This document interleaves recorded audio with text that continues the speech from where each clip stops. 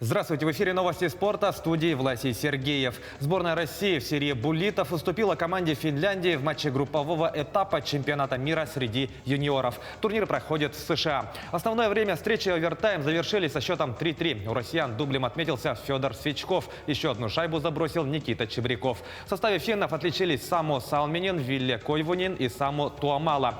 После двух матчей предварительной стадии наша команда занимает второе место в таблице группы «Б», набрав 2 очка.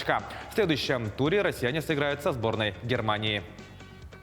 Омский «Авангард» в гостях со счетом 2-0 победил московский ЦСКА в пятом матче финальной серии плей-офф континентальной хоккейной лиги. Заброшенными шайбами отметились Дамир Шарибзянов и Рид Буше. Счет серии до 4 побед стал 3-2 в пользу омского клуба. Напомним, на пути к финалу «Авангард» поочередно обыграл «Автомобилист», «Металлург» и «Акбарс». Ну а ЦСКА держал победу над «Спартаком», «Локомотивом» и «СКА». В рамках регулярки клубы провели 2 матча. В обоих случаях победу праздновали армейцы. Шестой матч финальной серии пройдет сегодня на домашней арене омских хоккеистов.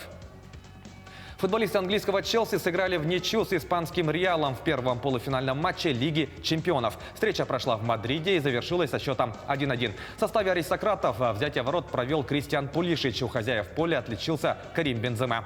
Для форварда сливочных этот гол стал 71-м в рамках Лиги чемпионов. По этому показателю он вышел на 4-е место, сравнявшись с бывшим игроком «Реала» Раулем. Отметим, что испанский клуб является рекордсменом по количеству побед на этом турнире. В его активе 13 титулов. Ответный матч данного полуфинального противостояния пройдет 5 мая в Лондоне. Заявки национальных сборных, которые выступят на грядущем чемпионате Европы по футболу, будут расширены до 26 игроков. Сообщается, что УЕФА принял такое решение из-за увеличившейся нагрузки на футболистов в связи с пандемией коронавируса. Ранее команды могли заявить до 23 игроков. Напомним, турнир пройдет с 11 июня по 11 июля в 11 европейских городах, в число которых входит Санкт-Петербург. Северная столица России примет 6 матчей группового этапа и 1 четвертьфинальную встречу. На групповой стадии российские футболисты сыграют с командами Бельгии, Финляндии и Дании.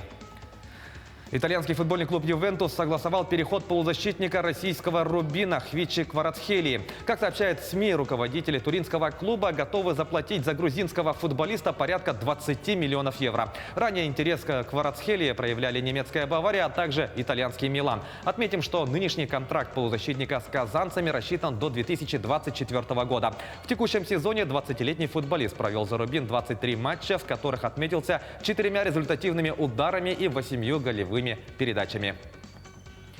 Якутский тэквондист Вячеслав Лукшин стал победителем 2 всероссийских турниров. Сначала спортсмен выступил на Кубке президента Федерации тэквондо Санкт-Петербурга, где выиграл золото в весе до 51 килограмма. Затем якутянин заявился на турнир «Битва в Подмосковье».